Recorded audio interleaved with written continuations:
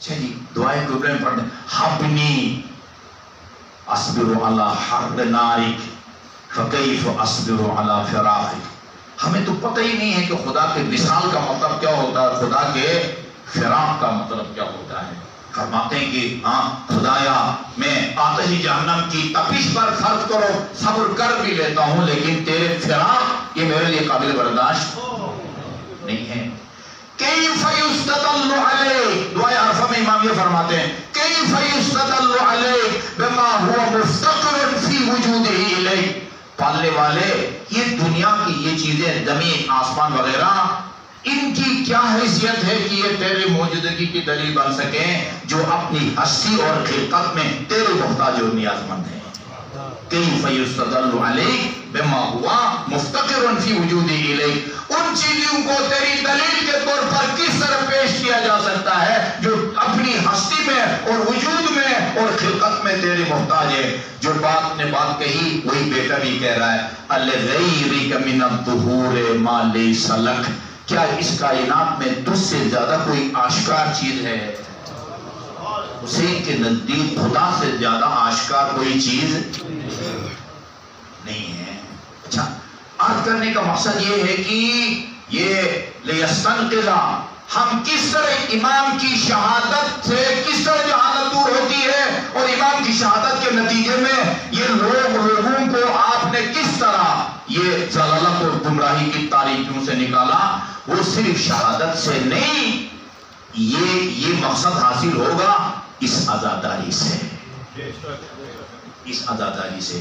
جو مقصد جی حسین کی شہادت کا تھا وہی مقصد اس عزاداری کا ہے۔ امر بالمعروف، اللہم انک تعلم انی احب الامر بالمعروف والنہی عن المنکر، خدا تو جانتا ہے کہ حسین امر بالمعروف اور نہی عن المنکر سے محبت کرتا ہے۔ آپ روایات پڑھتے رہتے ہیں، خصوصاً شیخ صدوق کی کتاب ہے ثواب الاعمال و عقاب الاعمال، اس کے دو حصے ہیں، ایک حصے میں بعض نیک کاموں کو انہوں نے بیان کیا ہے، پھر ہر کام کے آگے اس کا اجر اور ثواب، اور دوسرے حصے میں کچھ برے کاموں کو بیان کیا ہے اور ان کی سزا اور عقاب۔ لیکن سب نیک کاموں کا اجر اور ثواب برابر نہیں ہے، کسی کا زیادہ ہے بیان کیا گیا، کسی کا کم۔ اسی طرح بات برائیوں اور گناہوں کی سزا عقاب کا ذکر ہے، لیکن سب کی سزا عقاب برابر نہیں ہے، کسی کا زیادہ ہے اور کسی کا کم۔ اس کا کیا دار و مدار انحصار ہے؟ جس نیک عمل میں مصلحت زیادہ ہو اس کا اجر زیادہ ہوتا ہے، اور جس نیک عمل میں مصلحت کم ہو اس کا اجر کم ہوتا ہے۔ اسی طرح جس برائی میں دنیاوی یا اخروی ضیاء زیادہ ہو اس کو اللہ تعالیٰ حرام قرار دیتا ہے جی، اور جس کا کم ہو اس کو مکروہ قرار دیتا ہے، اور جس میں مصلحت بھی نہیں ہے ضیاء بھی نہیں ہے اس کو مباح قرار دیتا ہے۔ یہ مجلس کے دوران میں ہاتھوں کو حرکت دیتا ہوں، ان کا حرکت دینا نہ دینا برابر ہے، آپ سر جھکا کے سنیں یا اٹھا کے سنیں، دونوں ہاں وہ برابر ہیں۔ بعض اعمال کا اتنا اجر اور ثواب بیان کیا ہے کہ بس اس کو حکم خدا، حکم رسول اور حکم امام سمجھ کے اپنے اس کو تسلیم کرنا ہے، اس کے فلسفہ اور اس کی وجہ وہ ہمارے سمجھ سے بالا کر ہے۔ ایک جملہ نحوی بلاغت کا ایک ٹکڑا ہوا آپ کی خدمت بات کرتا ہوں، فرماتے ہیں یہ امر بالمعروف اور نہی عن المنکر، پہلے آپ کی اس خوش فہمی کو دور کروں۔ اکثر مومنین کا خیال ہے کہ یہ امر بالمعروف و نہی عن المنکر یہ مولویوں کا کام ہے، نیکی کا حکم دینا اور برائی سے روکنا، نہیں۔ جس طرح نماز پڑھنا صرف مولوی کی ذمہ داری نہیں ہے، روزہ رکھنا صرف مولوی یا عالم دین کی ذمہ داری نہیں ہے، حج، زکوٰۃ، خمس یہ سب جس طرح تمام مسلمانوں پر فرض ہے، اسی طرح یہ امر بالمعروف اور نہی عن المنکر، نیکی کا حکم دینا اور برائی سے روکنا، یہ بھی تمام مسلمانوں کا فرض ہے، صرف عالم دین کی ذمہ داری ہاں جس کا علم زیادہ ہوگا اس کی ذمہ داری زیادہ سنگین ہوگی، جس کا علم کم ہوگا اس کی ذمہ داری وہ اپنے علم کے مطابق ہوگی۔ کیا فضیلت ہے علی کی نظر میں امر بالمعروف اور نہی عن المنکر کی؟ فرماتے ہیں وما اعمال البر والجہاد فی سبیل اللہ عند الامر بالمعروف والنہی عن المنکر الا کنفست فی بحر اللجی. عجیب جملہ ہے. راہ خدا میں جہاد سمیت تمام نیکیوں کی حیثیت اور قیمت امر بالمعروف اور نہی المنکر کے مقابلے میں وہ ایسی ہے جیسے سمندر کے مقابلے میں لعاب دہن کے ذرات کی ہوتی ہے. سمندر کے مقابلے میں قطرہ نہیں فرمایا. قطرہ بہت بڑا ہوتا ہے. ہزاروں پتہ نہیں وہ لعاب دہن کے ذرات مل کے شاید ایک قطرہ بنے. اسی یہ تقریباً کوئی 4 گھنٹے کی گفتگو میں ہزاروں میرے لعاب دہن کے قطرے نکل ذرات نکل گئے ہوں گے. مجھے تو یقیناً نظر نہیں آئے, آپ کو بھی شاید نظر نہ. اتنا چھوٹا ہوتا ہے ذرہ. وما اعمال البر والجہاد فی سبیل اللہ عند الامر بالمعروف والنہی عن المنکر الا کنفست فی بحر اللجی. راہ خدا میں جہاد, اس کے نتیجے جا کے بندن شہید ہو جاتا ہے یا بخیریت گھر آتا ہے اور ہمارے بر صغیر میں وہ غازی کہلاتا ہے. راہ خدا میں لڑ کے شہید ہونے والے کا اجر سمیت جی امر بالمعروف کے مقابلے میں سمندر کے مقابلے میں لعاب دہن کے ذرات کے ہیں. اس کے بعد فرمایا دیکھو فَإِنَّهُمَا لَا يَنْقُصَانِ مِنْ رِزْقٍ. لگتا ہے یہ جملہ آپ نے اہل منبر کے لیے کہا ہے, جو منبر پہ آ کے مجلسیں پڑھتے ہیں, خطاب کرتے ہیں. یاد رکھو, علی سے لکھ کے لے لو, امر بالمعروف اور نہی عن المنکر. دوسرے الفاظ میں حق گوئی. حق گوئی, حق کی بات وہ جتنی بھی تلخ ہو جی اس کو کرو, اور علی سے لکھ کے لے لو کہ حق گوئی کے نتیجے میں تمہارے رزق اور روزی میں کوئی کمی نہیں آنے لگی. وَلَا يُقَرِّبَانِ مِنْ عَجَلٍ, اور نہ تمہاری موت وقت سے پہلے آئے گی. یہ بھی علی سے لکھ کے لے لو جی. اور اس کے بعد فرمایا وَأَفْضَلْ مِنْ ذَلِكَ كُلِّهِ. امر بالمعروف اور نہی منکر کے کئی نمونے ہیں. آپ اپنے بیٹے سے کہتے ہیں بیٹی نماز پڑھو, بیٹی سے کہتے ہیں بیٹی پردہ کرو, دوست سے کہتے ہیں دوست رشوت مت دو, سود مت دو, غیبت مت کرو, چغلخوری مت کرو, اور کرپشن مت کرو. یہ سب امر بالمعروف اور نہی منکر ہے.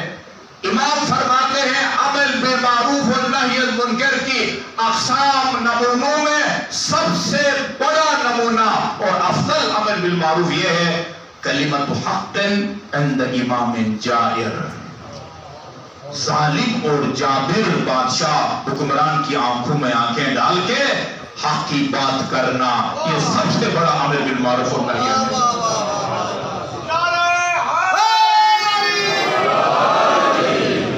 کام کیا ہے حسین نے اور حسین کی بہن نے. یہ تو میدان جاتے وقت بہن کی سینے پر ہاتھ رکھ کے دعا کی تھی, خدایا میری بہن کو ثابت قدم فرما. اگر یہ دعا نہ ہوتی وہ جن مراحل سے گزری ہوئی علی کی بیٹی, وہاں ایک عام خاتون کے لیے رونے کے علاوہ اور کوئی چارہ نہیں ہوتا. زخموں پر نمک چھڑکا جاتا ہے اور کہا جاتا ہے کئی فرعیتی, سن اللہ فی عقیقی. دیکھا خدا نے تیرے بھائی کے ساتھ کیا سلوک کیا.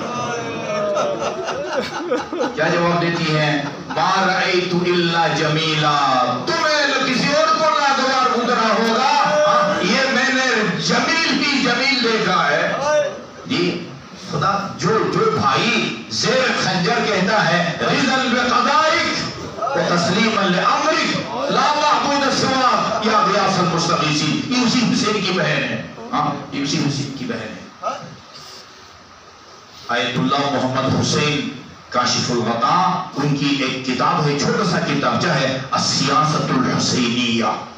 السیاست الحسینیہ, اس میں وہ لکھتے ہیں یا بطرۃ کربلا میں ہے یہ کہ امام علیہ السلام کی شہادت کے بعد آپ کو پتہ ہے خیموں میں یا امام زین العابدین تھے یا امام محمد باقر تھے جی. مقتل جاتی ہیں تلواروں, تیروں اور نیزوں کے ٹکڑوں کے نیچے سے بھائی کے نازنین پاک بدن کو نکالا. ہر طرف سے دشمن دیکھ رہا ہے، اور کوئی سمجھتا ہے ابھی وہ تماچے مارے گی، بال نوچے گی، سر پر خاک ڈالے گی. نہیں، ایسا نہیں کیا. دونوں ہاتھ بھائی کے بدن کے نیچے رکھے. اللہم تقبل منا ھذا القربان. آنے والے ہم اہل بیت کی اس قربانی کو اپنی بارگاہ میں قبول فرما. وہ کہتے ہیں زینب الکبریٰ کی یہ چنگاری کربلا کے بعد جتنے بھی انقلاب آئے اسی ایک زینب کے جملے کی وجہ سے.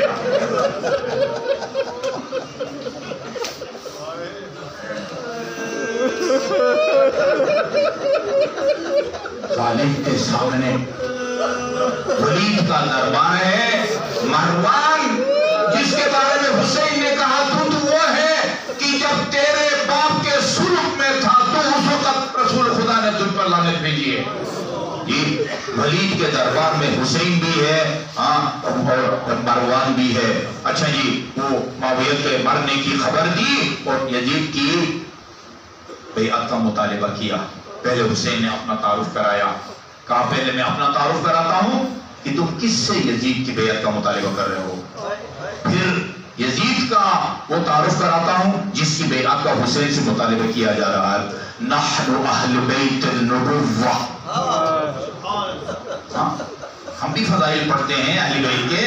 فرماتے ہیں ہم اہل بیت نبوت ہیں. ومعدن الرسالہ، رسالت کے ہم کان ہیں. جی، اور وہ منزل الرحمہ، رحمت پہلے ہمارے گھر میں نازل ہوتی ہے. وہ مختلف الملائکہ.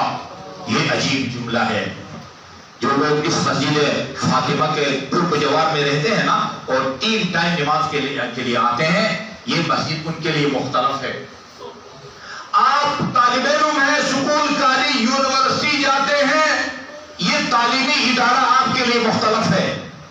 آپ کاروباری ہیں، دکان پہ جاتے ہیں، مارکیٹ جاتے ہیں، دکان یا مارکیٹ آپ کے لیے مختلف ہے.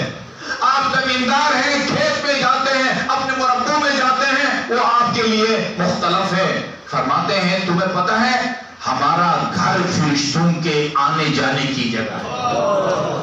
مختلف الملائکہ، روٹین میں معمول کے مطابق ہمارے گھر فرشتوں کا آنا جانا ہے. امام جعفر صادق علیہ السلام کے پاس ایک شاعر آیا، اس کا نام جعفر بن عفان تھا. آپ نے ان سے پوچھا جعفر سنا ہے تو شاعر ہے؟ ہاں حضرت پیغام، میرا باپ بھی شاعر تھا اور میں بھی شعر کہتا ہوں، قصیدے لکھتا ہوں، مرثیے لوحے لکھتا ہوں. اس طرح کی امام بارگاہ تو تعمیر نہیں ہوتے تھے. ائمہ معصومین اپنے گھر میں وہ کچھ مومنین جب آتے تھے فوراً پردہ آویزان کر کے مجلس ترتیب دیتے تھے. پردے کے اس طرف مخدرات کو بٹھایا. اس وقت امام اور اصحاب بیٹھے اور جعفر نے اپنا کلام سنایا. شروع میں اہل بیت کے فضائل اور آخر میں اہل بیت کے مسائل. یہ مختصر مجلس جب ختم ہوئی، امام نے قسم کھا کے اس مجلس کے نتیجے کا اعلان کیا. فرمایا واللہ یا جعفر، شاعر کا نام جعفر تھا، جعفر خدا کی قسم لقد شہدت الملائکۃ ھاہنا. جب تم اپنا کلام سنا رہا تھا آسمان کی فرشتے بھی صف عذاب پہ بیٹھے ہوئے تھے. وَبَكَوْا كَمَا بَكَيْنَا أَوْ أَكْثَرَ. جتنا ہم روئے ہم سے زیادہ آسمان کے فرشتے رو رہے تھے. وَغَفَرَ اللَّهُ لَكَ ذُنُوبَكَ جَمِيعًا. جعفر اس کلام کی برکت سے خدا نے تیرے تمام گناہوں کو بخش دیا ہے. وَأَوْجَبَ اللَّهُ لَكَ الْجَنَّةَ السَّاعَةَ. ابھی تجھے خدا نے جنت کا حقدار بنا دیا. فرشتے آتے ہیں.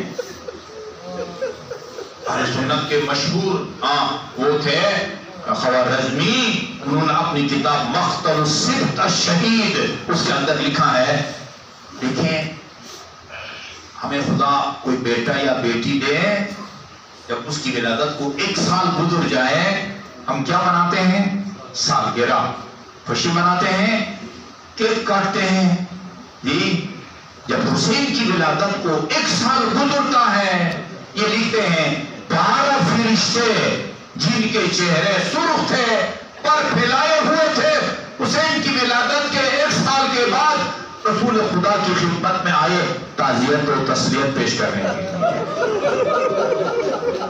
آگے لکھا ہے یہ کوئی تصور فرمائے، آسمان فرشتوں سے خالی ہو گیا، کوئی فرشتہ آسمان میں باقی نہیں رہا، سب کے سب جہاں ہم سالگرہ مناتے ہیں وہاں برسی منانے کے لیے حسین کی رسول خدا کو تعزیت و تسلیت پیش کرنے کے لیے یہ فرشتے رسول خدا کی خدمت میں جمع ہوتے ہیں۔ اسی طرح جب دوسرا سال ہوتا پھر فرشتے آتے ہیں، رسول خدا مجلس کے اندر اصحاب کے درمیان میں مسائل پڑھتے ہیں یعنی دوسرے ولادت کے 2 سال کے بعد، اور اصحاب اسی طرح زار و قطار روتے ہیں جس طرح آپ روتے ہیں۔ میں کہہ سکتا ہوں کائنات میں کسی پر کائنات اتنی نہیں روئی، آسمان کی فرشتے روئے ہیں، زمین اور آسمان کے درمیان بحر پروا روئے ہیں، یہ سمندر کی مچھلیاں روئی ہیں، عاشور کے دن مکے میں بھی بیت المقدس میں بھی جو پتھر اٹھایا جاتا تھا اس کے نیچے سے ابلتا ہوا خون نظر آتا تھا۔ حسین کیس کے عالم ہم دیوانے اس جشم ایس کے عالم ہم پروانے اس، یہ کیسا حسین ہے، ساری کائنات اس کے لیے دیوانہ بنی ہوئی ہے، اور یہ صحیح کیسے چراغ ہے، ساری کائنات اس کے لیے پروانہ بنی ہوئی ہے۔ مجھ سے اگر کوئی پوچھے ٹھیک ہے آدم بھی رویا، امیر المومنین بھی روئے، صفین کے راستے میں کھڑے ہوئے اور فرمایا صبر ابا عبداللہ، صبر ابا عبداللہ، صبر ابا عبداللہ۔ حسین کی شہادت سے پہلے عبداللہ بن عباس کہتے ہیں امام علی علیہ السلام صفین کے راستے میں کربلا کی سرزمین پر اتنا روئے غش کھا کے گر گئے امیر المومنین علیہ السلام۔ مجھ سے اگر کوئی پوچھے آدم سے لے کر آج تک سب سے زیادہ حسین پر کون رویا، تو کہوں گا امام زمان علیہ السلام۔ سن 255 ہجری سے لے کر 1444 تک رو رہے ہیں اور نہ معلوم کب تک روتے رہیں گے۔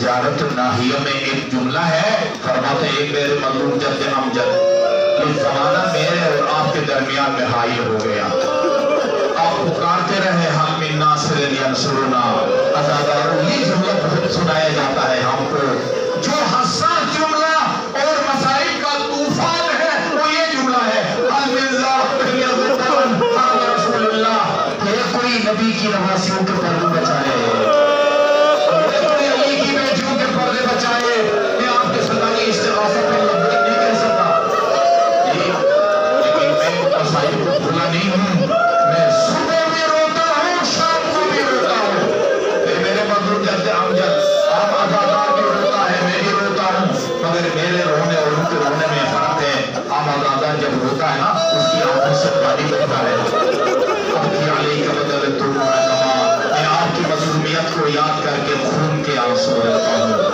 آپ سب جانتے ہیں مولانا اختر عباس مرحوم ہمارے استادوں کے بھی استاد تھے، وہ فرماتے تھے کربلا کے ایک صالح نے امام زمان کو خواب میں دیکھا اور عرض کیا آپ نے زیادت ناہیہ میں فرمایا ہے میں خون کے آنسو روتا ہوں، کربلا کی مصیبتیں ایک سے ایک سنگین ہے، کون سی مصیبت ہے جو آپ کو خون کا آنسو رلاتی ہے؟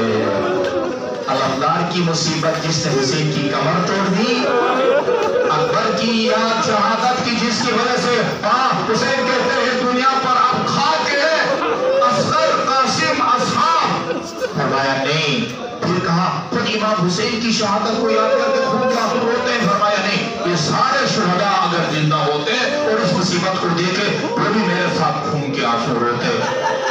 پھر حسین سے پڑھ کے زیادہ قیمتی کون سی چیز ہے؟ فرمایا بہت افسوس کی بات ہے یہ کوئی معمولی مصیبت ہے کہ نبی کی وہ نواسیاں کبھی چشم فلک نے بھی نہ دیکھا۔ امیر المومنین سے فرماتی تھی جناب زینب گورا بابا نانا کی فرماتے تھے بیٹی اب اتنی ہے رات آنے کا انتظار کرو، رات کو لے کے جاتے تھے اس راستے پر کوئی نہ اٹھائے، وہ راستے روزہ رسول کو جاتا ہے، حرم کے قریب جا کے امیر المومنین آگے بڑھ کے خود چراغ بھول کرتے تھے، پوچھتے تھے کا وقت ہے. الحمدللہ آپ کی بیٹیاں سر سے لے کر پاؤں تک حجاب میں ہے. چراغ گل کرنے کی کیا ضرورت ہے؟ فرمایا میری غیرت اس بات کو بھی گوارا نہیں کرتی کہ کسی مسلمان کی نگاہ برقعے میں ملبوس میری بیٹی کے ساتھ. یہ وجہ ہے عزاداروں جب امام وزیر العابدین سے پوچھا جاتا ہے آپ نے ایک سے ایک مسائل دیکھے، یہ بتائیں مدینے سے لے کر واپس مدینے تک سب سے زیادہ مصیبتیں آپ نے کہاں دیکھی؟ وہ کربلا کے دلخراش مصائب کو بھول گئے اور 3 دفعہ فرمایا تھا الشام الشام. اور نوارو شام میں آپ نے اپنی آنکھوں سے کیا دیکھا؟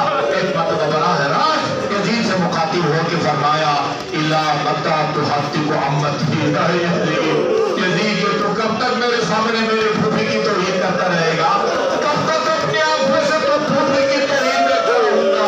لا اضحك الله سن الدهر ان ضحكت وآل احمد المظلومون قد قهروا ولا حول ولا قوة الا بالله العلي العظيم.